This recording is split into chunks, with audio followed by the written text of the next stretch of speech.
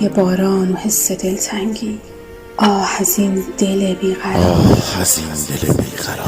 تو نیستی اما دل هره های نبودنت عجیب مرا میبرد.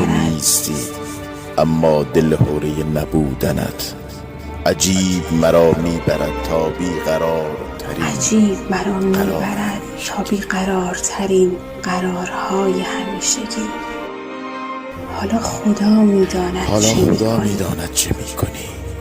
اصلا آنجا هم ببخش بیخیال بروم سراغ دل بیقرار خودم. دلم برای تو کمی بیخیال. ببخش دلم برای تو کمی بیخیال.